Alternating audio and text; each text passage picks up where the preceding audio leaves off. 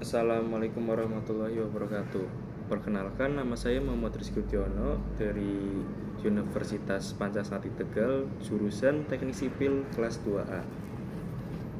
Saya di sini akan mereview buku tentang sistem transportasi.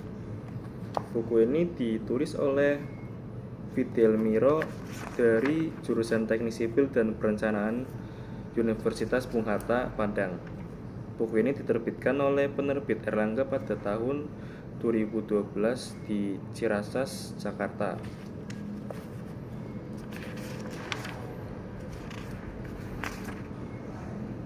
Pada bab 1 di buku ini menjelaskan tentang apa itu transportasi sebagai sistem, pengertian sistem, pengertian transportasi, dan pengertian tentang jangkauan pelayanan. Secara umum, transportasi dapat diartikan sebagai usaha pemindahan atau pergerakan orang atau pergerakan dari suatu lokasi yang disebut lokasi asal ke lokasi lain yang biasa disebut lokasi tujuan untuk keperluan tertentu dan menggunakan alat tertentu pula.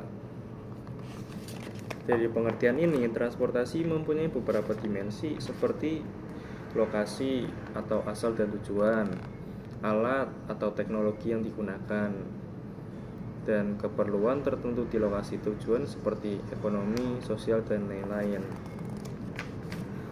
Lalu bab 2 menjelaskan tentang karakteristik utama berbagai komponen sistem transportasi seperti objek yang dipindahkan, contoh orang atau barang dapat dipindahkan dan dapat pula berfungsi sebagai alat untuk memindahkan. Hal ini tergantung dilihat dari sisi mana. Orang sebagai objek yang dipindahkan, seperti orang yang menaiki bis, kereta api, kapal atau pesawat terbang, dan seterusnya. Karakter orang sebagai objek dipindahkan ini memang sangat subjektif untuk diamati. Sangat sulit untuk menentukan dan mengidentifikasi karakter orang sebagai objek yang dipindahkan secara lengkap dan sempurna. Sedangkan orang sebagai alat atau moda transportasi secara umum memiliki karakteristik yang hampir sama, yaitu biasanya dilakukan untuk perjalanan jarak dekat, biasanya perjalanan dilakukan pada jalur-jalur atau koridor yang tidak dapat dilewati oleh alat transportasi kendaraan apapun. Jadi orang berjalan itu sebagai transportasi. Lalu kita lanjut bab 3. Bab 3 menjelaskan tentang jenis pergerakan berdasarkan tujuan. Pada kegiatan penduduk, mengetahui bentuk-bentuk perjalanan masyarakat dari lokasi asal ke lokasi tujuan merupakan dasar bagi peneliti dan perencana transportasi dalam memperkirakan jumlah perjalanan per segmen kegiatan masyarakat bersangkutan. Seperti kegiatan penduduk yang ditingkatkan dengan sumber daya diwujudkan dengan kegiatan ekonomi yang bertujuan untuk peningkatan kesejahteraan yang berupa usaha produksi, cara berkonsumsi, distribusi atau berdagang. Lalu kegiatan penduduk yang ditingkatkan dengan kegiatan sosial seperti hubungan keluarga, pendidikan, kesehatan, agama, pemerintahan, rekreasi, dan lain-lain. Kegiatan penduduk yang berhubungan dengan ruang spasial dapat berupa pertambahan penduduk, urbanisasi, migrasi, dan sejenis lainnya, tak guna, lahan pensonaan, atau pembentukan kawasan baru.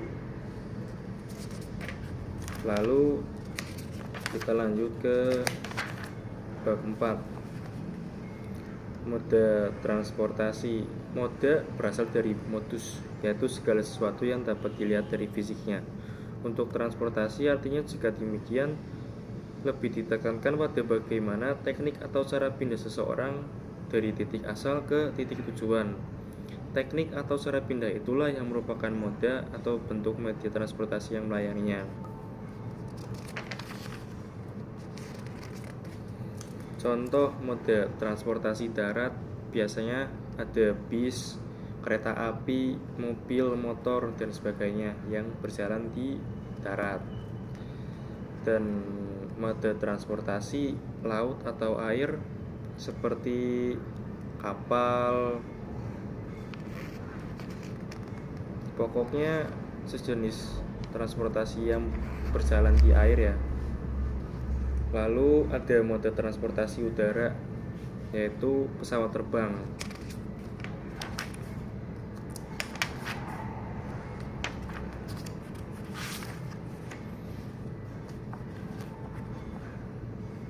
Ya, begitulah rangkuman dari review jurnal yang dilakukan oleh saya. Assalamualaikum warahmatullahi wabarakatuh.